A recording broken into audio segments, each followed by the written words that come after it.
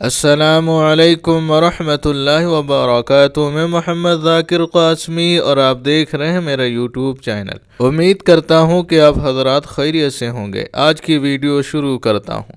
تاریخی سنہری باغ مسجد کو شہید کرنے کی سازش کا روزنامہ انقلاب کے ذریعے انکشاف کے بعد ملی تنظیموں میں حرکت اور عام مسلمانوں میں شدید غم اور غصے کی لہر پیدا ہو گئی ہے۔ جمعیت علماء ہند نے تاریخی مسجد کے تحفظ کے لیے ہر ممکن قانونی جنگ لڑنے کا اعلان کیا۔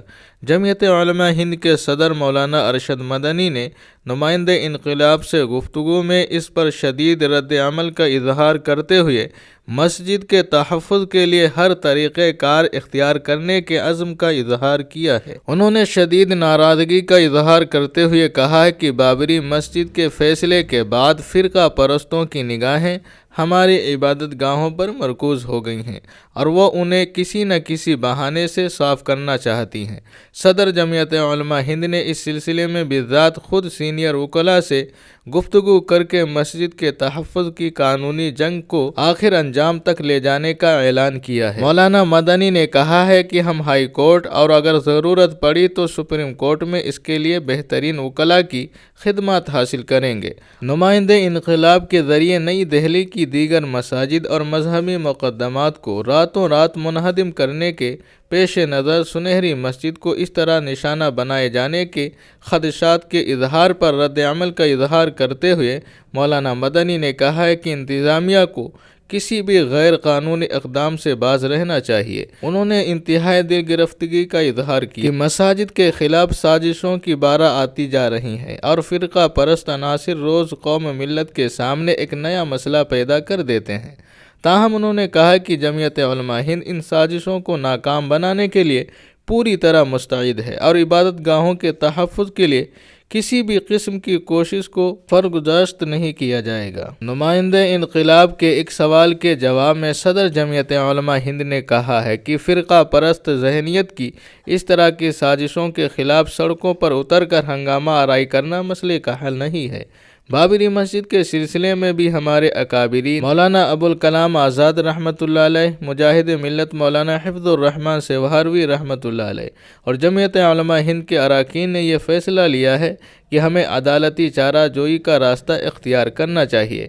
آج بھی ہمارا یہی موقف ہے۔ انہوں نے قومی راجدھانی دہلی میں 123 جائیدادوں کے بارے میں بھی کہا کہ اس بارے میں بھی دہلی وقف بورڈ کے وکلاء سے پوری صورتحال کو سمجھ کر عدالتوں میں جانا چاہیے۔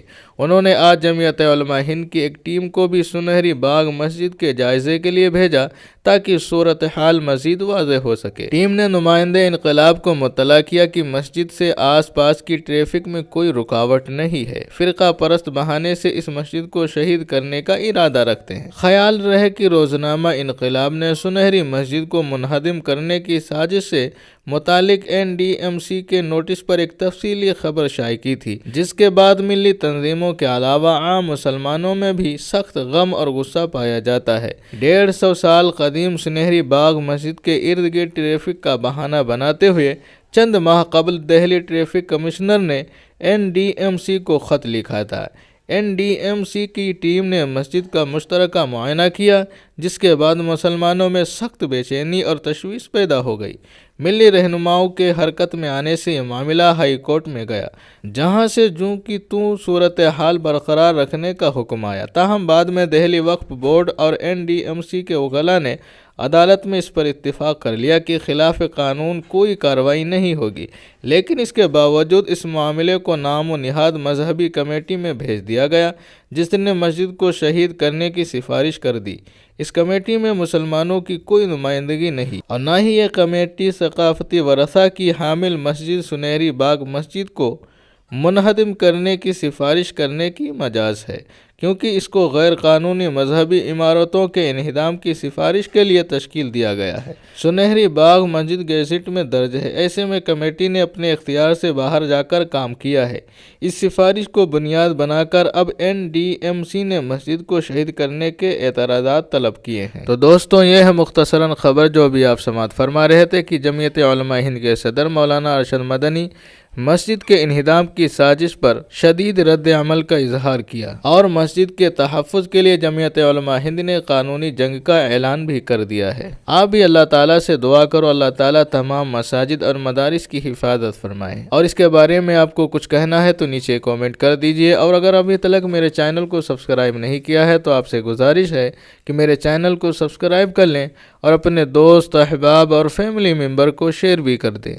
انشاءاللہ ملتے ہیں کہ نئی ویڈیو کے ساتھ۔ السلام علیکم ورحمۃ اللہ وبرکاتہ۔